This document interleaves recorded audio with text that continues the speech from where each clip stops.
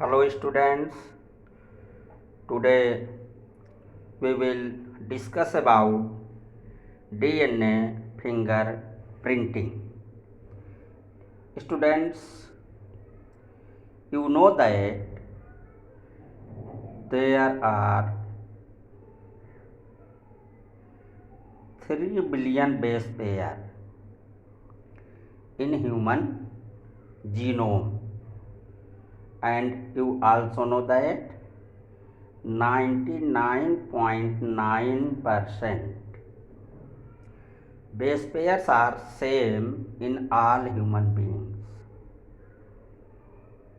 So you can imagine only 0.1% nucleotides are different, and you can also calculate exact number of nucleotides which are different from person to person, and these 0.1% difference is the basis of DNA fingerprinting. How they differ from person to person, we will study in this topic. Why we need DNA fingerprinting? Students, the father of DNA fingerprinting was Alex Jeffrey. In India, DNA fingerprinting was started by Dr. Lalji Singh and Dr. Kashyap. There was an incident in Siliguri, which lies in the West Bengal, to find the suspected criminal. It was introduced in India, and the Kolkata became the center of fingerprinting. Let us know what is the basis of DNA fingerprinting. So DNA fingerprinting is a method for comparing. It is the method of comparing DNA sequences of any two individuals. I have told you that 0.1% nucleotide base pairs are different. So we can compare between two persons. It is really difficult and time consuming task to sequence and compare all the 3 billion bases in two individuals. That means अगर हमें चाहें कि दो व्यक्ति हैं उनके सभी 3 billion base pairs को कंपेयर करें, ये बहुत मुश्किल होगा और बहुत टाइम टेकिंग होगा। तो हम ऐसा बेस बनाते हैं कि जो 0.1% डिफरेंस है उन्हीं का कंपेयर करते हैं। और कैसे करते हैं? Certain specific region called repetitive DNA sequences. हमने बताया कि जो हमारा जीनोम है उसमें there are certain regions where these DNA sequences are repeated time and again. तो उनको हम बेस बनाते हैं और उसके बाद हम इसको करते हैं। तो basics of DNA fingerprinting, repetitive DNA is separated from bulk genome DNA since it appears a distinct peak during density gradient centrifugation। अभी इसको हम और बताएंगे। तो क्या किया जाता, जो रिपीटेटिव DNA सीक्वेंस होता है उसी को हम सेपरेट करते हैं। तो इसमें हमें डिफरेंट पीक्स मिलते हैं। मेजर पीक्स क्या होता, formed by bulk DNA smaller peak जो होता है उसको हम सेटेलाइट डीएनए कहते हैं। Satellites are of two types, ये भी दो तरीके के होते हैं, micro satellites and mini satellites. Depending upon the base composition, base composition का मतलब क्या हुआ, यहाँ पे जो A/T का रेशियो या G/C का रेशियो है, इसके बेस पे लेंथ ऑफ सेगमेंट, मतलब वो सेगमेंट कितने न्यूक्लियोटाइड का बना है, and number of repetitive units, और कितनी जगह रिपीट हुआ है। Satellite do not code for proteins, ये किसी प्रोटीन को कोड नहीं करता है। एक्चुअल में आया कहाँ से होगा, ये हम म्यूटेशन पढ़े हैं, म्यूटेशन से ये चेंजेज आए डिफरेंट पर्सन्स में। अच्छा हुआ कि ये जो है प्रोटीन को नहीं कोड कर रहे हैं, लेकिन ये जनरेशन टू जनरेशन पास हो रहे हैं, but have a major role to play in DNA fingerprinting. यहाँ देखिए, इसी की वजह से डीएनए में जो डिफरेंसेज हैं वो आता है, इसको हम पॉलीमॉर्फिज्म कहते हैं। तो यहाँ पे हम देखेंगे कि polymorphism is actually a result of mutation. यहाँ पे देखिए दिखाया गया, a germ cell mutation which can pass on to the next generation through sexual reproduction gives rise to polymorphism in population। अच्छा, जब तक ये दूसरे जनरेशन में नहीं जाएगी तो पॉपुलेशन में पॉलीमॉर्फिज्म नहीं लाएगी, तो जर्म सेल में जो ये म्यूटेशन हो जा रहा है ये बेस बन जाता है। यहाँ पे हम फिर से देखें कि in other words an inheritable mutation if observed in higher frequencies, ये जो म्यूटेशन है अगर ये हायर फ्रीक्वेंसीज में हमें मिलते हैं, बहुत ज़्यादा मिलते हैं इन पॉपुलेशन, तो हम उसको पॉलीमॉर्फिज्म ये कह रहे हैं कि यानी जो एक पॉपुलेशन है उससे दूसरी जो पॉपुलेशन है वो डिफर कर सकती है कुछ मामलों में। वैसे भी आप इंडिया में देखें कि डिफरेंट टाइप की पॉपुलेशंस जो हैं उनमें कुछ डिफरेंसेस होते हैं। Polymorphism arise normally in non coding sequences, non-coding sequences, because mutation in non-coding sequences do not affect an individual's reproductive ability। जो नॉन कोडिंग में अगर हो जा रहा है तो उसको अफेक्ट भी नहीं करेगा। अब देखते हैं मेथडोलॉजी ऑफ डीएनए फिंगरप्रिंटिंग। यहाँ पे स्टूडेंट्स VNTR, इसके बारे में आपको बहुत क्लैरिटी होनी चाहिए। इसका पूरा नाम variable number of tandem repeats और सेटेलाइट डीएनए। हमने बताया कि सेटेलाइट डीएनए दो तरीके का, माइक्रो सेटेलाइट और मिनी सेटेलाइट बनाया था।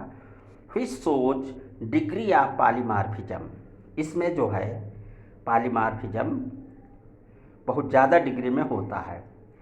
VNTRs are used as a probe in DNA fingerprinting, probe की तरह इसमें ये काम करेंगे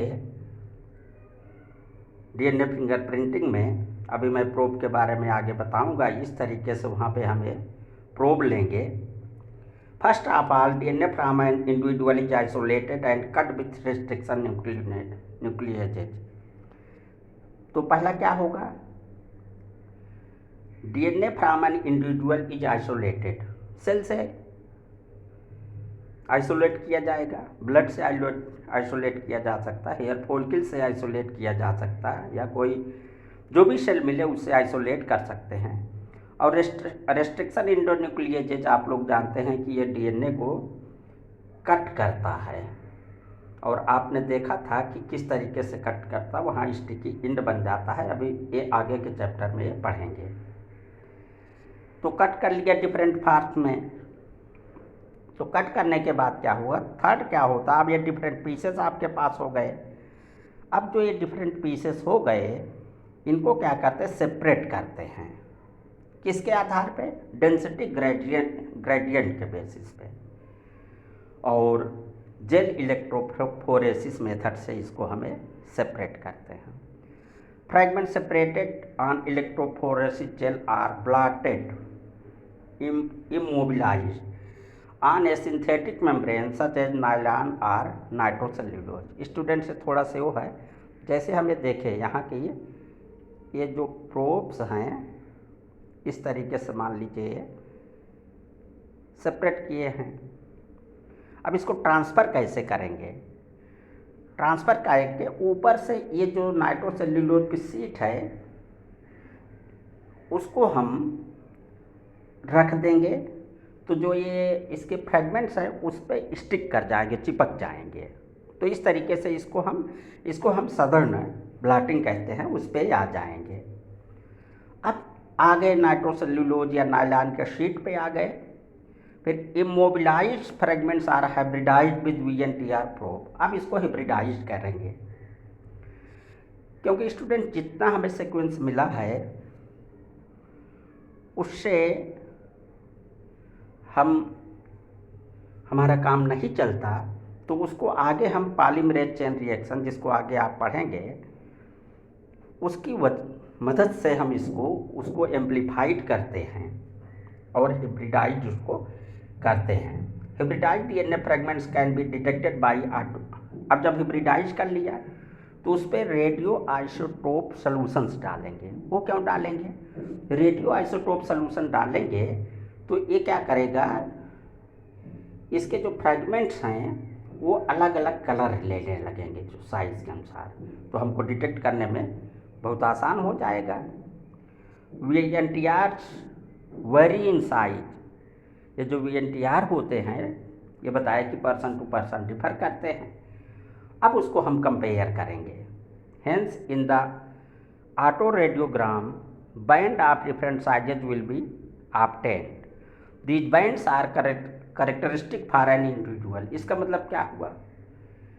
हमने बताया कि ये पर्सन टू पर्सन डिफर करता है, लेकिन इनहेरिटेबल होता है, आगे की जनरेशन में जाता है। They are different in such individual except identical twins. Identical twins का मतलब मोनोजाइगोटिक ट्विंस, ऐसे ट्विंस जो सिंगल जाइगोट से, एक ही जाइगोट से बने हैं, उनमें ये डिफर करता है। यहाँ पे एक देखिए, हम एक डायग्रामेटिक व्यू दिए हैं। मान लीजिए एक क्राइम सीन है जहाँ कोई क्राइम हुआ है, वहाँ से हमको ब्लड के ब्लॉट मिले हैं, तो वहाँ से ब्लड सैंपल से क्या करते हैं, DNA को हम सेपरेट करते हैं। या अगर मान लीजिए ब्लड नहीं मिला, हेयर फॉलिकल्स हो सकता है, स्पर्म हो सकता है, या टिश्यू जो जैसे क्राइम सीन है तो जिसके ऊपर क्राइम हुआ है वो फाइट भी किया होगा, उसके नाखून के अंदर कुछ जो क्रिमिनल है उसके कोई टिश्यूज आ गए होंगे। फिलहाल वहाँ से हम जिस मेथड से है ये DNA को एक्सट्रैक्ट किया। एक्सट्रैक्ट करने के बाद हमने बताया कि रेस्ट्रिक्शन इंडोन्यूक्लियस है, इनको स्मॉल पीसेस में कट किया। कट करने के बाद यहाँ देखें DNA fragments are separated by gel electrophoresis. ये बताया किसके बेस पे? डेंसिटी ग्रेडियंट के बेस पे। तो जो लार्जर साइज होगा वो थोड़ा ही भी होगा, स्मॉलर साइज वाला जो फ्रेगमेंट होगा हल्का होगा। डेंसिटी ग्रेडियंट या मॉलिक्यूलर वेट के आधार पे इनको जेल इलेक्ट्रोफोरेसिस से हम सेपरेट कर लेते हैं। इसके बाद DNA band pattern transfer to nylon. Nylon sheet पे कैसे ट्रांसफ़र किया जाएगा? जो जेल इलेक्ट्रोफोरेसिस प्लेट थी उसी के ऊपर जो नायलॉन शीट है उसके ऊपर रख देंगे। रखने के बाद जो फ्रेगमेंट्स थे इसी नायलॉन शीट पे या नाइट्रोसेल्यूलोज के शीट पे चिपक जाएंगे, स्टिक कर जाएंगे। इसके बाद क्या हुआ? अब DNA प्रोब बन गया, bind to specific DNA sequence on a nylon membrane, वहाँ चिपक गए। इसके बाद क्या करेंगे? रेडियो आइसोटोप सॉल्यूशन डालेंगे और वो कलर लेगा और उस पर एक्सरे एक्सपोज करेंगे। एक्सरे एक्सपोज करेंगे तो हमें बहुत क्लियर पैटर्न है उसका, प्रोब का जो VNTR है वो क्लियरली दिखेगा। और अब बारी आई जब वो दिखेगा तो मैचिंग करेंगे। जो सस्पेक्टेड क्राइम है, क्रिमिनल है, उनका भी लेंगे हम, उनका DNA लेंगे और उसके बाद जो है हम कंपेयर करेंगे। यहाँ देख सकते हैं, ये देखिए, यहाँ से देखिए दिखाया गया है कि जैसे ये क्रोमोसोम 7 है, क्रोमोसोम नंबर 7 है। थोड़ा सा बड़ा करते हैं इसको, किस तरीके से डिफरेंसेस आ रहे हैं।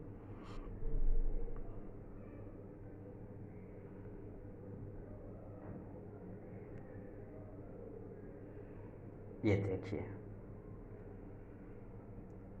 ये पैटर्नल क्रोमोसोम है, ये मैटरनल क्रोमोसोम है। ये क्रोमोसोम नंबर 7, ये क्रोमोसोम नंबर 7। जानते हैं कि 2 डिफरेंट एलील्स होते हैं। यहाँ पे देखिए नंबर ऑफ टेंडम जो रिपीट्स हैं काउंट कर सकते हैं आप। ये देखिए, इसमें यहाँ पे एक एलील पे लार्ज है, एक पे स्मॉल है। क्रोमोसोम नंबर 2 पे देखिए और क्रोमोसोम नंबर 16 पे देखिए। अब यहाँ पे ये कहाँ से लिया गया है? डीएनए जो सीक्वेंस हैं ये कहाँ से? 2 पर्सन से लिए गए हैं।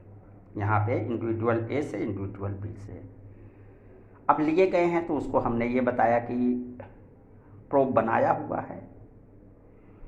प्रोब बनाने के बाद हम यहाँ पे देख रहे हैं। अब कंपेयर करते हैं।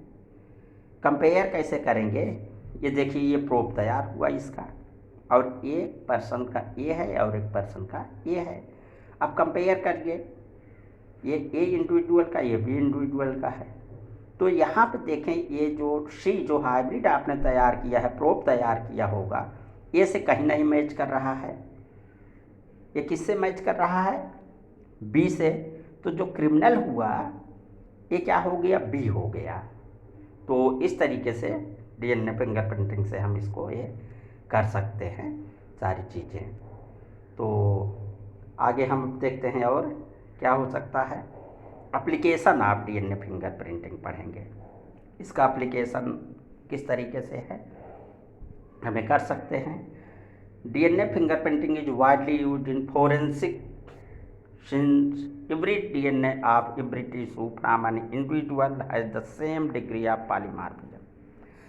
हमने बताया पर्सन टू पर्सन तो डिफर करेगा, लेकिन एक पर्सन में चाहे आप ब्लड सेल से लीजिए, चाहे हेयर फॉलिकल से लीजिए, चाहे सलाइवा से लीजिए, चाहे स्पर्म से लीजिए, उसमें जो पॉलीमॉर्फिज्म होगा हर सेल में सेम होगा। तो इसलिए इसको जो है हम ले सकते हैं क्रिमिनल को आइडेंटिफाई करने के लिए। DNA fingerprinting forms the basis of paternity testing since a child inherits polymorphism from both its parents. ये क्या हो गया? It can be used for studying genetic diversity in A population and evolution. ये basis बनेगा जो genetic diversity आएगी। अब हम पैटर्निटी डिस्प्यूट कैसे हम ये डिसाइड करेंगे। सपोज एक ही हॉस्पिटल में 2 बच्चे पैदा होते हैं। ये 2 बच्चे पैदा होते हैं एक ही हॉस्पिटल में। ये मेल है और ये फीमेल है, और यहाँ पे 2 मदर हैं।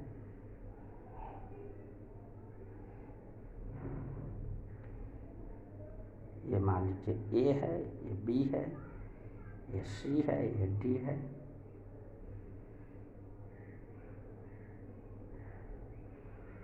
लेकिन प्रॉब्लम क्या है? ये मेल है, ये फीमेल है। ये मदर कह रही है कि ये मेल वाला बच्चा मेरा है, और ये भी कह रही है कि ये मेल वाला बच्चा मेरा है। तो अब क्या किया जाएगा?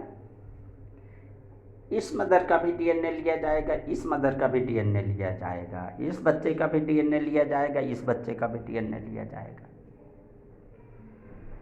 अब डीएनए प्रोब तैयार किया जाएगा। तो मान लीजिए इसका डीएनए प्रोब आया इस तरीके से, और इसका डीएनए प्रोब आया इस तरीके से। अब यहाँ पे जब इसका तैयार किया गया तो इसका डीएनए प्रोब आया इस तरीके से, और इसका डीएनए प्रोब आया इस तरीके से। अब यहाँ पे देखें, जो मेल बच्चा था ये बी का नहीं था, ये फर्स्ट वाली लेडी का था, और इसका इससे मैच किया, जो गर्ल बेबी थी वो बी वाले से मैच किया, यानी डी इसका हुआ। इस तरीके से बहुत क्लियरली हम पैटर्निटी डिस्प्यूट को सॉल्व कर सकते हैं। Students, hope you all have understand about the DNA fingerprinting. With this, the chapter molecular basis of inheritance ended today. On next day, I will start new chapter. Thank you and have a nice day.